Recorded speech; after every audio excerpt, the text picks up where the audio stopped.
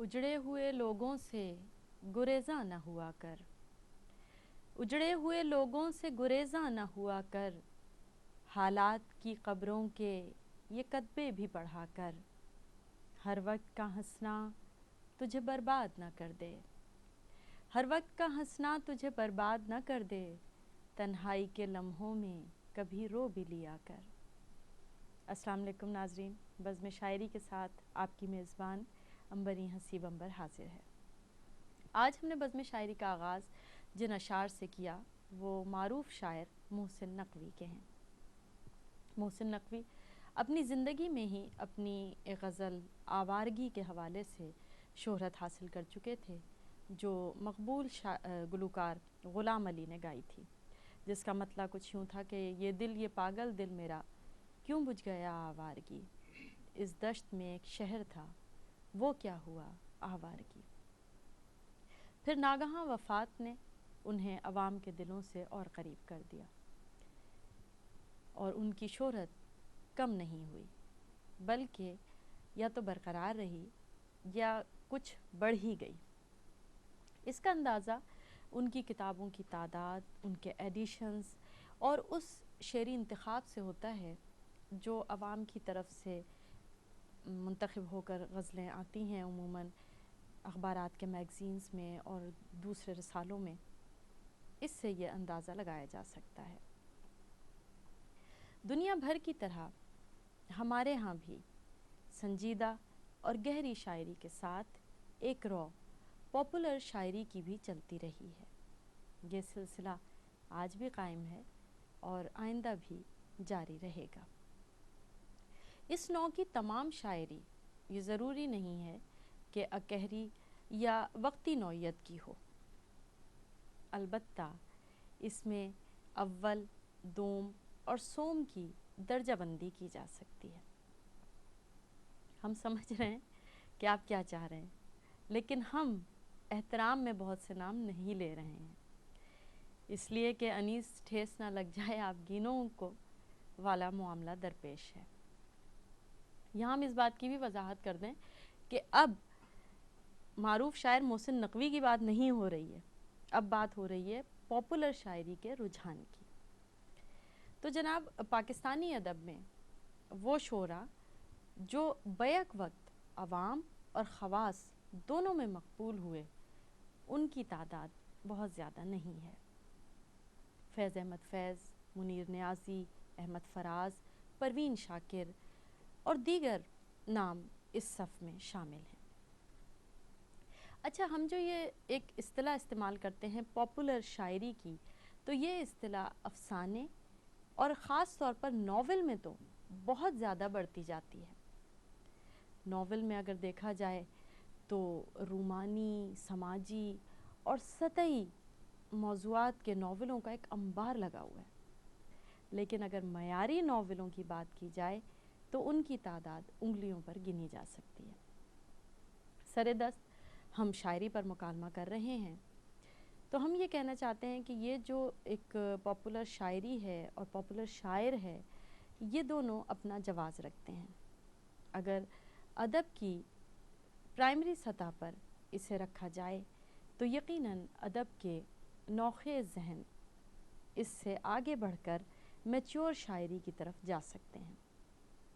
अच्छा, हमारे बेशतर मुशायरे भी एक सतह पर ऐसा ही ज़ौक़ अवाम में पैदा करते हैं और वो अवाम को एक ऐसे जायक़े से आशना कराते हैं, ऐसा जायक़ा मैसर करते हैं कि उससे आशनाई के बाद फिर एक आम कारी यकीनन गहरी और बड़ी शायरी की तरफ भी जा सकता है।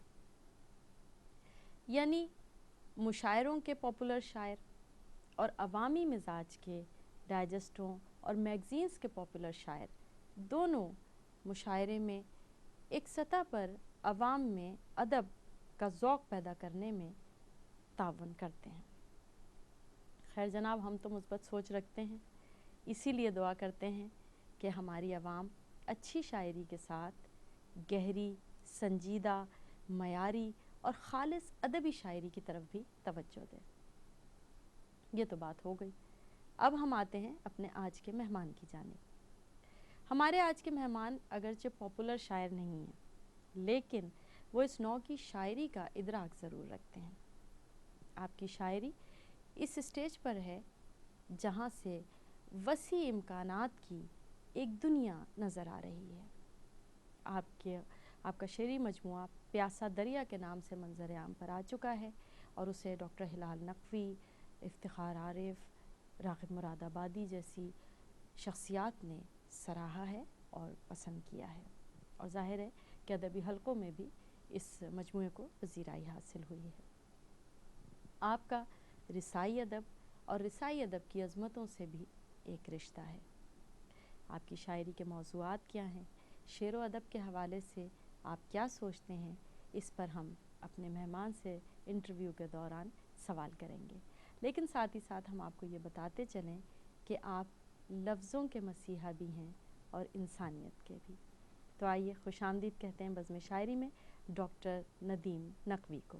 السلام علیکم۔ وعلیکم السلام۔ خوش آمدید کہتے ہیں آپ کو بزم شاعری میں۔ نہایت متشکر ہوں، میٹرو ون کا تیسری دفعہ یہاں آمد ہوئی ہے میری، اور شاعری کے حوالے سے اس کے علاوہ ایک دو مشاعرے بھی ہوسٹ کیے میں نے میٹرو ون کی جانب سے، اس کے علاوہ اور بھی مختلف چینلز پہ کام کرتا رہتا ہوں۔ تو یہ محبت ہے میٹرو ون کی کہ جب بھی انہیں موقع ملتا ہے مجھے یہاں دعوت دیتے ہیں، تو میں بھی اسی خوشی سے یہاں آ جاتا نہیں، ہوں۔ وہ دعوت دینے کی وجہ یہ ہے کہ آپ کے ہاں وہ گہری سنجیدگی ملتی ہے جو ایک تخلیق کار کے لیے بہت ضروری ہے، اور وہ آپ کے کار سخن میں بھی جا بجا نظر آتی ہے۔ اس میں کچھ خاندانی پس منظر کہہ لیں، ٹھیک۔ اور بچپنے سے ہی شعر و سخن سے جو آگاہی ملی گھر سے۔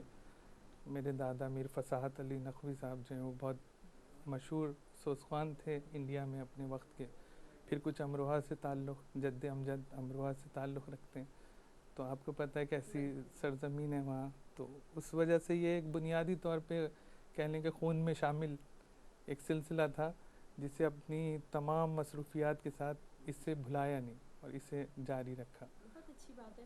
اچھا، ہم نے ابتدائیے میں جو بات کی پاپولر شاعر اور پاپولر شاعری کی، تو اس ضمن میں آپ کیا کہیں گے اور آپ کیا خیالات رکھتے ہیں اس حوالے سے؟ پاپولر شاعری بیسیکلی دو طرح کی شاعری ہے، ایک عوامی شاعری ہے کہ جو عوام میں مقبول ہو گئی تو پاپولر ہو گئی، یا کسی گویے نے گا کے اسے پاپولر کر دیا۔ جہاں تک فن کی بات ہے، فن کے لیے تو جو اساتذہ ہیں وہی اس کا فیصلہ کر سکتے ہیں کہ کون سی شاعری معیاری ہے اور کون سی غیر معیاری۔ ضروری نہیں ہے کوئی پاپولر شاعری ہو اور وہ معیاری بھی ہو، صحیح۔ کیونکہ بہت سے ایسے معاملات ہیں، کچھ شخصیات کی وجہ سے ہو جاتا ہے کہ اگر آپ کا تعلق کسی بڑے گھرانے سے ہے، کسی بڑے سلسلے سے ہے، تو آپ کی غیر پسندیدہ کلام بھی جو ہے وہ اوپر آ جاتا ہے۔ اور اگر آپ کا کوئی گروپ نہیں ہے، کوئی سلسلہ نہیں ہے، جیسا کہ یہاں عام ہے، کوئی انجمن نہیں ہے، کوئی ایسے سوسائٹی سے آپ منسلک نہیں ہیں، تو آپ کی معیاری شاعری بھی پاپولر نہیں ہو سکتی۔